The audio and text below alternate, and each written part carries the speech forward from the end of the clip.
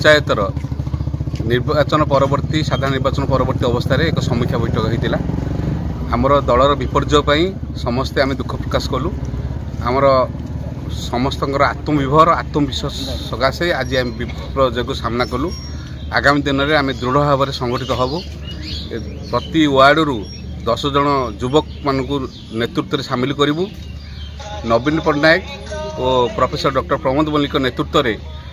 निश्चित भाव में कार्यक्रम जारी रजु जनता दल साधारण लोकंर दल सामाजिक न्याय प्रदान विजु जनता दल सदा कार्य करुच्ची आगामी दिन को यही 1100 पवित्र पीठ में आमर मान्यवर पूर्वतन विधायक आम नेता प्रोफेसर डॉक्टर प्रमोद मल्लिक नेतृत्व में ये भाव में दृढ़ भाव में गोटे सभा हम आम नेतृत्व को आम स्वागत कर दुखर विषय आज जो समीक्षा है आम गत निर्वाचन में संपूर्ण रूपे फेल मारिचु तेणु ताको आत्मसमीक्षा करने आज गोटे समस्त आम पंचायतर मान्यगण्य व्यक्ति आम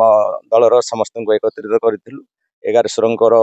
प्रांगण में बसीलु आगामी किपरि भाव में दल सुसंगठन हम से आम चिंता और चेतना भर रखी आज आम निर्वाचन पर आमर जो पराजय आम हासिल करूँ आत्मसमीक्षा करवा एवं परवर्ती पर्यायर आमर आभिमुख्य कौन पुणी दल केमती आम संगठित कर आभिमुख्य नहीं आज गोटे प्रस्तुति बैठक होता ये प्रस्तुति बैठक में आमर 18 गोटी वार्ड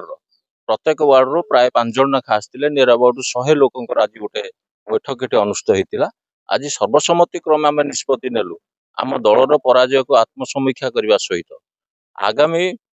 जो निर्वाचन आसू जेकोसी सरकारी कार्यक्रम हो कारण सबुठ अधिक आम ब्राह्मणशाला ग्राम पंचायत कार्यक्रम होती विजु जनता दल जो सरकार थे तेणु तार केमिति सुरक्षा हो पार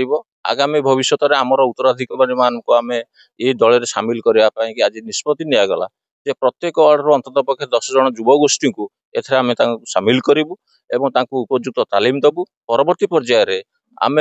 आम ब्राह्मणशाला ग्राम पंचायतर जेते विजु प्रेमी अच्छा समस्त को नहीं एक बड़ सभार आयोजन करूँ एवं से सभार आमर जी प्राक्तन एमएलए थिले डॉक्टर प्रोफेसर प्रमोद कुमार मल्लिक तांकर उपस्थित रहिबो तांको दिग्दर्शन रे नवीन पट्टनायक जो भल कार्यक्रम रही आम ओडिशा पई कि तार केमिति पुनरावृत्ति हो पार पुणी आम दल केमिति शासन क्षेत्र को आसो तापे आम जत्परनाथ चेष्टा करूँ। धन्यवाद।